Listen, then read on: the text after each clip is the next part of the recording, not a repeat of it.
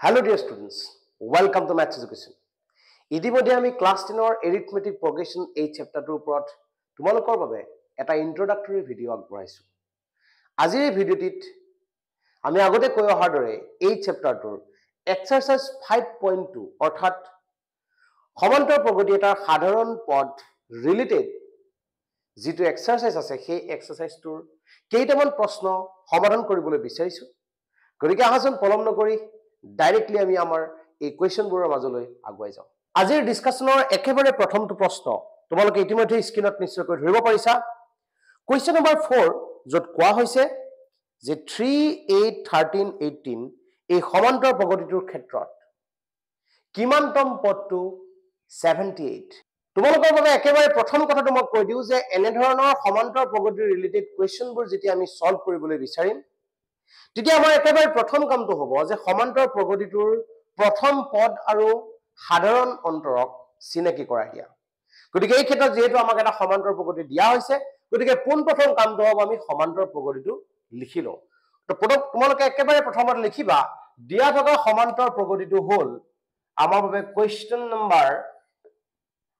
4 দিয়া থকা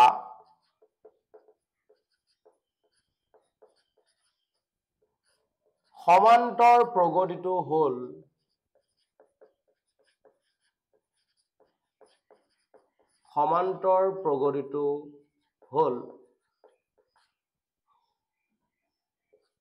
3, 8, 13, 18 ... আমাক এটা সমান্তৰ প্ৰগতি বৰ্তমান সময়ত দিয়া আছে। এতিয়া যেহেতু আমি কৈছো যে সমান্তৰ প্ৰগতি এটা জনা থাকিলে পোনপ্ৰথম কামটো আমাৰ প্ৰথম পদ আৰু সাধাৰণ অন্তৰটো চিনাকি কৰাই দিয়া। ইয়াত প্ৰথম পদ a = 3 সাধাৰণ অন্তৰ কমা d = কেনেদৰে উলিয়া সাধাৰণ অন্তৰ আমি সাধাৰণ অন্তৰ মানে ইতিমধ্যে শিকিছো যে পিছৰ পদটোৰ পৰা আগৰ পদটো যদি আমি মাইনাস কৰি দিও তেতিয়া আমি পাই যাও সাধাৰণ অন্তৰ। গতিকে 8 - 3 = 5। তো আমাৰ ক্ষেত্ৰত আমাৰ যেটো সমান্তৰ প্ৰগতি দিয়া আছে সেই সমান্তৰ প্ৰগতিটোৰ প্ৰথম পদ আৰু সাধাৰণ অন্তৰ ইতিমধ্যে আমি গম পালো। এই দুয়োটা গম পোৱাৰ পিছত আমাৰ কামটো হ'ব আমাক কি কোৱা হৈছে প্ৰশ্নটো আমাক কৈছে যে এই প্ৰগতিটোৰ কিমানতম পদটো 78 অৰ্থাৎ আমাৰ এই প্ৰগতিটোৰ কোনোবা এটা পদৰ মান 78 কোনটো পদৰ মান যেহেতু 78 আমি নাজানো গতিকে আমি পোনপ্ৰথম কামটো কৰো ধৰো প্ৰগতিটোৰ তোমালোকে এপিটোৰ বুলিও লিখিব পাৰা nতম পদ ভালদৰে চাবা nতম পদ = 78। যেনেদৰে আমাক আগতে কোনোবা এটা সংখ্যা উলিয়াব দিলে আমি ডাইৰেক্ট লিখিছিলো ধৰা হল সংখ্যাটো। ইয়াতো কনসেপ্টটো বেলেগ একো নহয়। ইয়াতে আমি কি লিখিছো যে ধৰা হল nতম পদটো 78 নজনা যেটো পদ আছিল সেই পদটোক আমি n ৰ দ্বাৰা ডিনোট কৰিছো। এতিয়া n ৰ দ্বাৰা ডিনোট কৰাৰ পিছত আমাৰ বাবে হৈছে যেটো ফৰ্মুলা যে প্ৰগতি এটাৰ ক্ষেত্ৰত বা এপি এটাৰ ক্ষেত্ৰত nতম পদ উলিওৱাৰ বাবে আমাৰ এটা ফৰ্মুলা আছিল। সেই ফৰ্মুলাটো হৈছে a + n - 1 * d = 78।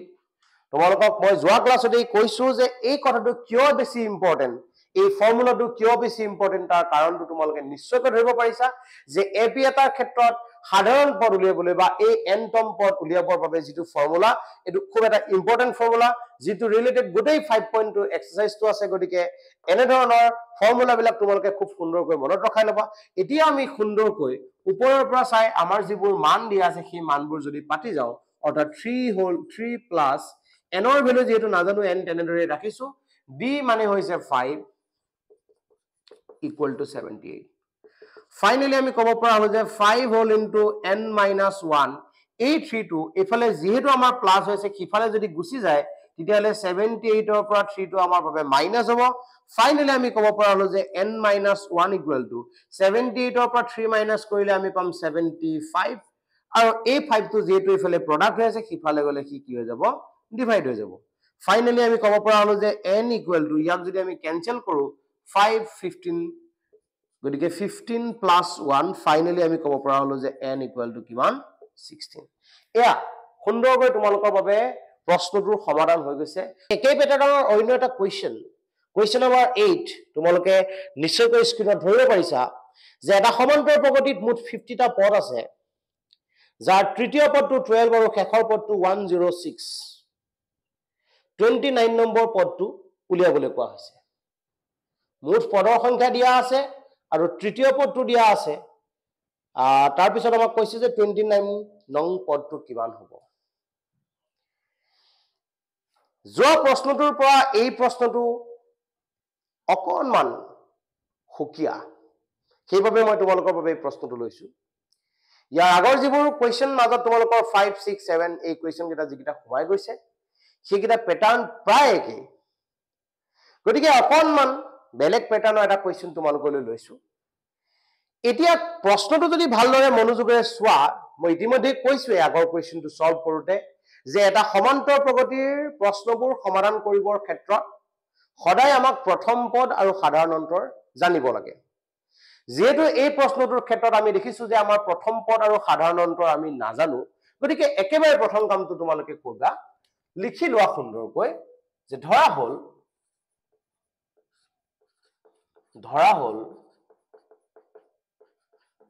প্ৰগতিটোৰ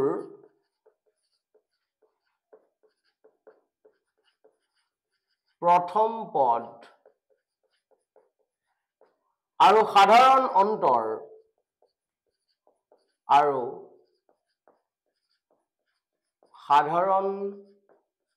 অন্তৰ ক্ৰমে A আৰু D যেহেতু ইতিমধ্যে আমি কৈছো যে প্ৰথম পদ আৰু সাধাৰণ অন্তৰ এই দুটা হৈছে আমাৰ এপিৰ প্ৰশ্নবোৰ সমাধানৰ ক্ষেত্ৰত আটাইতকৈ গুৰুত্বপূৰ্ণ বিষয় গতিকে দুয়োটা আমি বিবেচনা কৰি ললো এতিয়া আমাক কি দিয়া আছে তৃতীয় পদ ভালদৰে চাবা তৃতীয় পদ তো তৃতীয় পদ এটাক আমি কেনেদৰে লিখিম আমি কৈছো ইতিমধ্যে প্ৰথম পদ a1 দ্বিতীয় পদ a2 তেতিয়াহলে তৃতীয় পদটো আমাৰ বাবে হ'ব a3 ইকুৱেল টু আমাক দিয়া আছে 12 এটা সমান্তৰ প্ৰগতিৰ তৃতীয় পদটো আমাক দি দিছে এতিয়া এই a3 উলিয়াবৰ বাবে ফৰ্মুলাটো আমি কি বুলি শিকিছিলো যে a plus n minus 1 into d ইয়াতে n ৰ স্থানত যেহেতু 3 আছে গতিকে 3 minus 1 কৰিব লাগিব আৰু 3 minus 1 কৰিলে আমি পাম কিমান 2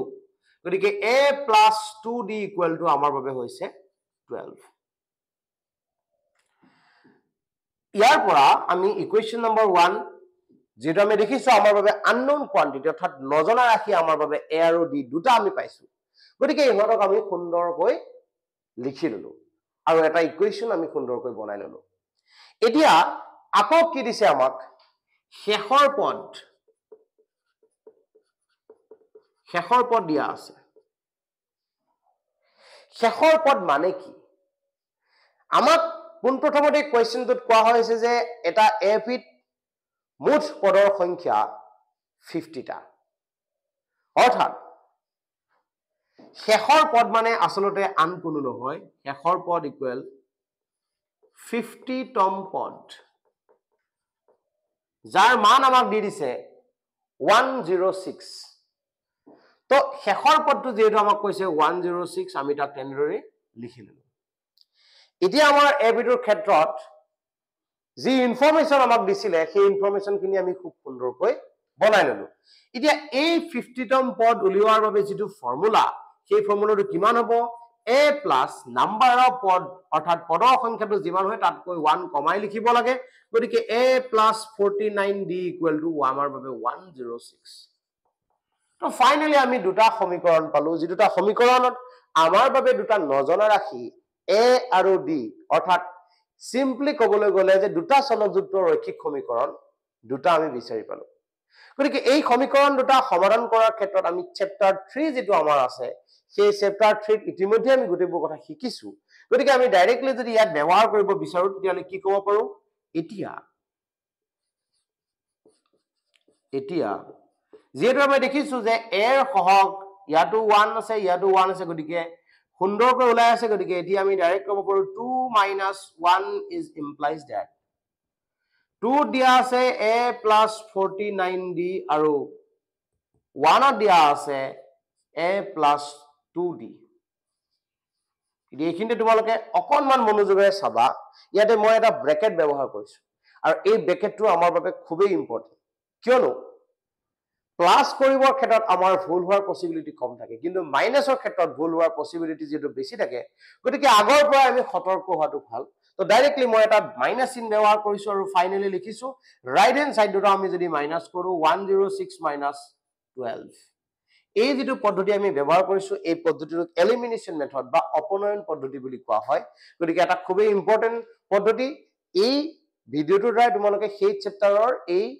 মেথডটো পুনৰ ৰিপিট হৈছে বুলি মই ধৰি লৈছো গতিকে আকৌ আগবাঢ়ি যাও a plus 49d is এতিয়া কথাটো হ'ল যে ব্ৰেকেটৰ বাহিৰত যেতিয়া মাইনাস থাকিব ব্ৰেকেটৰ ভিতৰত থকা কোৱান্টিটিবোৰ চেঞ্জ হ'ব গতিকে ডাইৰেক্টলি আমি চেঞ্জ কৰি দিছো এটো যদি সুন্দৰকৈ মাইনাস কৰিব বিচাৰো 6 minus 2 4 হ'ব আৰু 10 ৰ পৰা 1 গলে 9 a আমাৰ বাবে ক্যান্সেল হ'ল 49 ৰ পৰা 2 গুছি গলে আমাৰ বাবে হ'ব 47 d equal to 94 ফাইনালি আমি শিকিছো যে এই d ৰ মানটো উলিয়াবৰ বাবে এই 47 যেহেতু d ৰ লগত পূৰণ হৈ আছে গতিকে হি আনটো সাইডলৈ যদি গুছি যায় তেতিয়ালে হি যাব ডিভাইড হৈ আৰু 47 এৰে 94 ক আমাৰ বাবে দুবাৰ ডিভাইড কৰিব পাৰি অৰ্থাৎ 47 ৰ লগত 2 মাল্টিপ্লাই কৰিলে আমি কিমান পাও d পাও তো ফাইনালি আমি দেখিলো যে d ৰ এটা মান আমি বিচাৰি পালো আৰু এই d ৰ মানটো আমি যদি নি d ৰ মান সমীকৰণ 1 ত বহুৱাই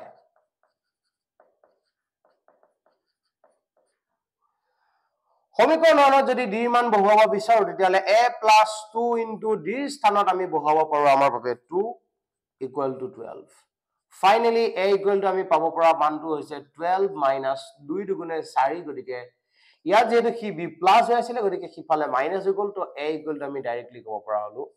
8 তো এতিয়া আমি a আৰু d অৰ্থাৎ সমান্তৰ প্ৰগতিটোৰ যেটো আমাৰ মূল টাৰ্গেট আছিল যে প্ৰথম পদ আৰু সাধাৰণ অন্তৰ আমি জানিব লাগে ইতিমধ্যে আমি গম পালো প্ৰথম পদ আৰু সাধাৰণ অন্তৰ দুয়োটা গম পোৱাৰ পিছতে আমাৰ কামটো আছিল কি এতেকে 29তম পদটো 29তম পদটো সমান কেনেদৰে উলিয়াম ফৰ্মুলা এটাই a plus 29 minus 1 into d ইতিমধ্যে মই কৈছো যে d ৰ সহগটো উলিয়াবৰ বাবে যিমানতম পদ হ'ব তাৰ পৰা 1 এটা মাইনাস কৰিলে হয় গতিকে 29 ৰ পৰা 1 মাইনাস কৰিলে 28 পালো ফাইনালি আমি a ৰ মান পাইছো 8 আৰু d ৰ মান পাই আছো 2 গতিকে 8 plus 28 আৰু 2 প্ৰডাক্ট কৰিলে আমি পাম কিমান 56 আৰু ইহতক প্লাস কৰিলে আমি পাম 64 গতিকে এটা কথা ক্লিয়াৰ হ'ল আমাৰ যেটো এপি দিয়া আছিল সেই এপিটোৰ ক্ষেত্ৰত যিখিনি ইনফৰমেশন দিছিল তাৰ পৰা আমাক কৈছিল যে 29তম পদটো উলিওৱা আৰু এইটো হৈছে 29তম পদটো উলিওৱাৰ মূল ফৰ্মুলা গতিকে আশা কৰিছো তোমালোকে খুব সুন্দৰকৈ বুজি পাইছা এই ধৰণৰ ভিডিও মই তোমালোকৰ বাবে দুটা অথবা তিনটা প্ৰশ্ন লৈ আমি খুব ছুটি ভিডিও তোমালোকলৈ বনাই লৈ আনিম ইয়াৰ পিছৰটো ভিডিও তোমালোকৰ বাবে এই এক্সাৰসাইজ টু ৰিলেটেড অন্য দুটা বা তিনটা কোৱেশ্চন তোমালোকে পাবা গতিকে আশা কৰিছো তোমালোকে খুব সুন্দৰকৈ বুজি পাইছা